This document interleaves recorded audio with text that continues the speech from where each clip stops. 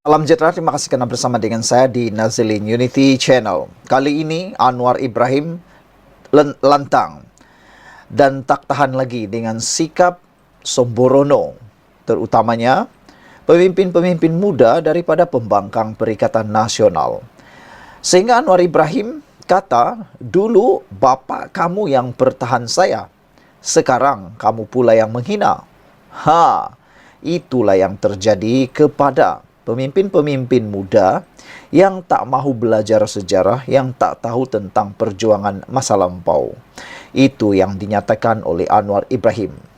Apa yang akan jadi kepada Perikatan Nasional sekiranya ini akan terus berlaku, kata netizen.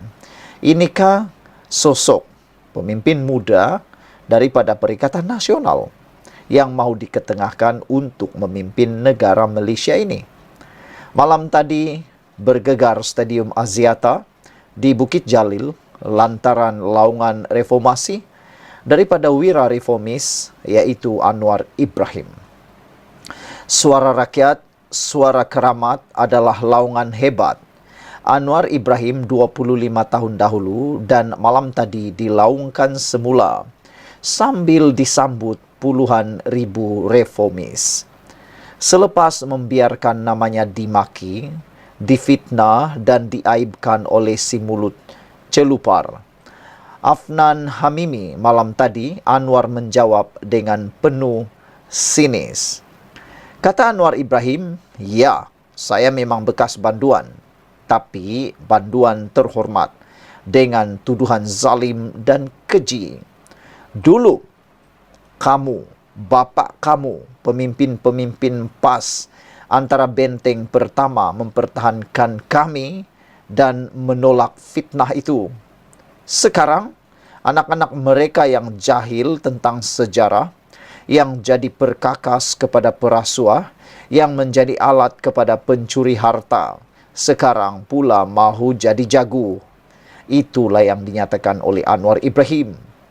Pejuang besar seperti Presiden PAS dahulu, almarhum Datuk Fazil Nur, Mursidul Ampas, almarhum Datuk Seri Nik Aziz Nikmat, dan Imam Besar Masjid Negara Kuala Lumpur, almarhum Ustaz Datuk Taib Azamuddin Muhammad Taib. Itulah yang mempertahankan saya, kata Anwar Ibrahim. Kerana apa mereka mempertahankan saya?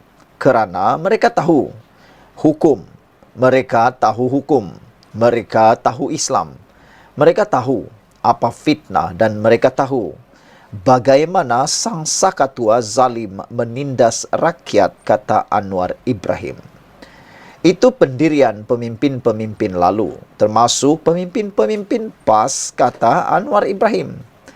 Tapi saudara lihat saya sekarang, pemimpin-pemimpin PAS sekarang cukup berbangga apabila mengamalkan beberapa cara kepimpinan dan cara berpolitik yang dikatakan netizen sebagai politik kotor. Itu pendirian-pendirian pemimpin sekarang, kata netizen. Itu adalah kata-kata yang jelas membidas keras mengenai kenyataan biadab dan fitnah Afnan kepada Perdana Menteri. Dahulu bapaknya Taib Azamuddin yang dihormati masyarakat sebagai bekas imam Masjid Negara, sanggup dicemuh masyarakat untuk membela Datuk Seri Anwar Ibrahim. Namun berbeza dengan Afnan yang menghina Anwar sebagai bekas banduan, anak muda yang jelas tidak beradab walaupun lulusan agama luar negara. Malah mantan pemimpin PAS memberitahu Afnan, hukum kazaf jangan dipermainkan. Menuduh seseorang melakukan zina atau liwat tanpa mendatangkan 4 saksi mata adalah jenayah dan sampai bila-bila tidak boleh menikahkan anak sendiri. Teringat kisah Nabi Nuh di mana anaknya tidak berimam kepadanya walaupun puas dipujuk oleh ayahnya. Kisah tauladan membuktikan kepada kita, memang benar imam tidak boleh diwarisi. Bercerita tentang adab, saya tidak hairan dengan tingkah laku Afnan. presidennya sendiri, Abdul Hadi Awang, tidak beradab kepada rakyat dan ulama-ulama Johor. Apabila mendakwa kurangnya kesedaran politik Islam di Johor menjadi punca parti itu tidak mampu menawan hati penduduk di negeri itu. Sultan Selangor, Sultan Sharafuddin Idris Shah, juga menzahirkan rasa amat duka cita dengan kenyataan Hadi Awang dan menyifatkan Presiden PAS itu sebagai tidak beradab. Hati-hati memilih guru. Jika guru kita salah, maka kita akan salah mempelajari ilmu agama. Ilmu yang baik dan betul mengajar kita semakin hari bertambah takut kepada Allah, kata laporan di Harapan Daily ditulis oleh Harapan Daily. Sekian dulu untuk kali ini. Jangan lupa tinggalkan komen Anda. Sila tekan butang subscribe dan kita jumpa lagi. Bye-bye. Selamat malam, salam sejahtera. Terima kasih kerana bersama dengan saya di Nazilin Unity Channel. Selamat tinggal Perikatan Nasional, selamat tinggal. Itu antara kata-kata daripada netizen di ruangan komen menyorot kepada satu tajuk di laporan berita di Harapan Daily menyebut MOU peruntukan pembangkang boleh sudah tutup buku. Ramai netizen menyokong, ramai netizen setuju supaya buku terus ditutup. Kalau Perikatan Nasional Pembangkang sombong tak nak terima MOU untuk peruntukan, kata mereka, tak apalah, biarkan saja. Biarkan mereka tak dapat peruntukan itu kerana ada cara lain untuk menyalurkan peruntukan kepada Parlimen melalui khidmat masyarakat yang ada di sana, kata mereka lagi. Jadi, apa yang terjadi? Jadilah, kata mereka. Perikatan Nasional PN sepakat menolak draft MOU tanpa bagi apa-apa maklum balas kerana menganggap tak ada guna berunding. Puncanya, syarat pertama yang akan PN minta buang jika berunding ialah istihar harta, maka pecahlah rahsia hati busuk mereka. Alasan-alasan lain hanya drama untuk tutup alasan utama ini. Dakwaan MOU ini langgar amalan demokrasi itu pelik. Kerana dulu mereka juga yang tawarkan MOU semasa tebuk atap. MOU atau CSA adalah amalan biasa di banyak negara demokrasi United Kingdom, Australia, New Zealand, Kanada dan lain-lain lagi. Zaman tebuk atap, draftnya juga disediakan oleh kerajaan waktu itu, iaitu Perikatan Nasional. Kemudian diserah kepada pembangkang, iaitu PH. Kemudian dirunding. PN sudah lupakah? Atau buat-buat lupa? Atau tak mahu ingat langsung?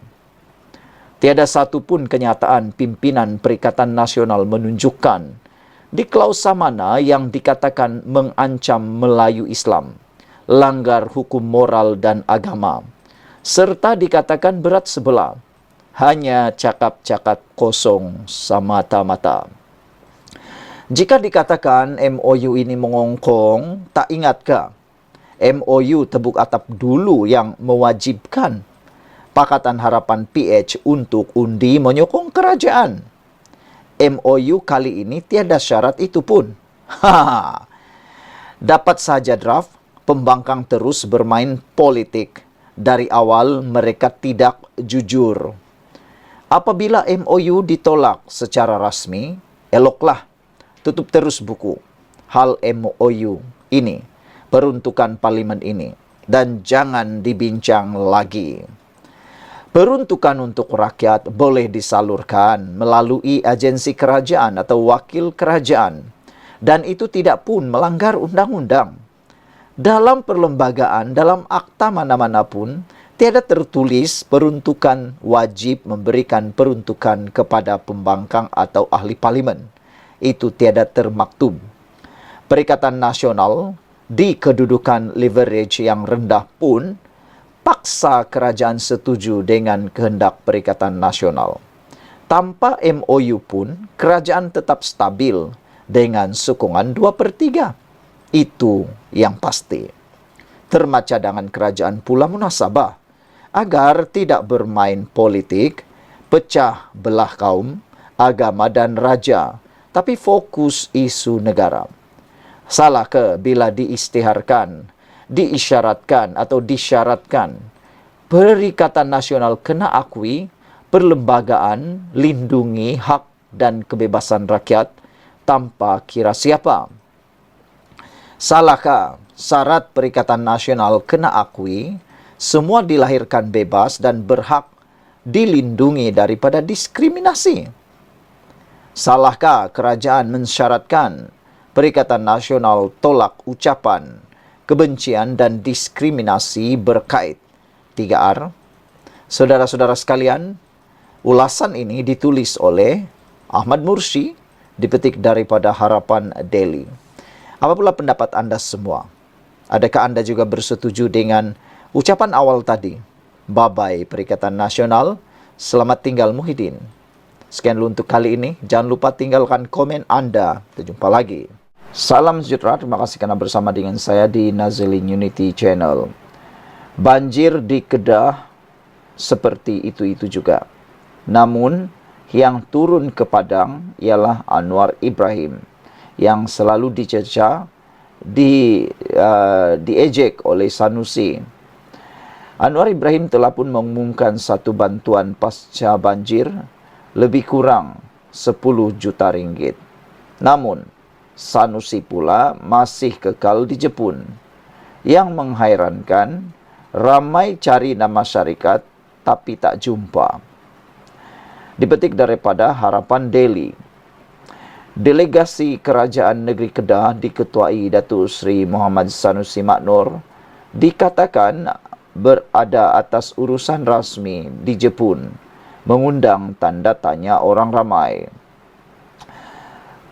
Tertera pada kain rentang yang dikongsi pejabat Menteri Besar Kedah, nama syarikat yang dikunjungi mereka ialah The Water Malaysia Sdn Berhad.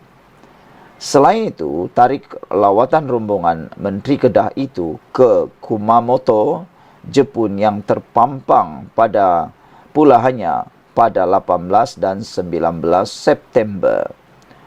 Ramai rupanya membuat semakan dan carian nama syarikat itu di Google, tetapi tidak menemui perincian maklumat mengenai The Water Malaysia Sdn Berhad.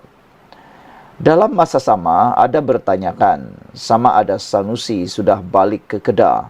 Pada masa ini teruk dilanda banjir. Sanusi balik tak lagi itu dari urusan kerja di Jepun. Ikut banner sampai 19 September saja tu, kata netizen lagi. Sanusi balik tak lagi tu dari urusan Jepun. Kerja di Jepun, kata beliau.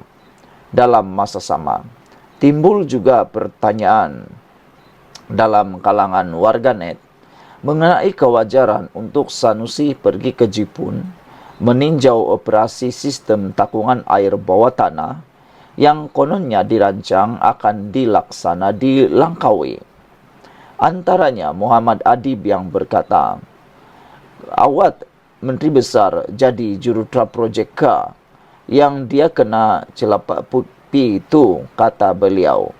Kalau hantar jurutera balik my brief sikit-sikit kat dia tak boleh ke? Soal beliau lagi. Hari ini, bencana banjir di Kedah, Perdana Menteri mengumumkan 13 juta ringgit untuk bantuan pasca banjir. Perdana Menteri mengumumkan peruntukan sebanyak 13 juta ringgit bagi melaksanakan kerja baik pulih infrastruktur yang rosak akibat banjir di seluruh Kedah. Datuk Seri Anwar Ibrahim berkata, jumlah itu termasuk bantuan kewangan yang disalurkan Agensi Persekutuan dan Negeri kepada semua mangsa banjir yang berpindah ke Pusat Pemindahan Sementara PPS. Menurutnya, Kerajaan Persekutuan akan terus memantau kemajuan 4 projek tebatan banjir di Kedah bagi memastikan kesan kerosakan banjir dapat diminimumkan pada masa hadapan.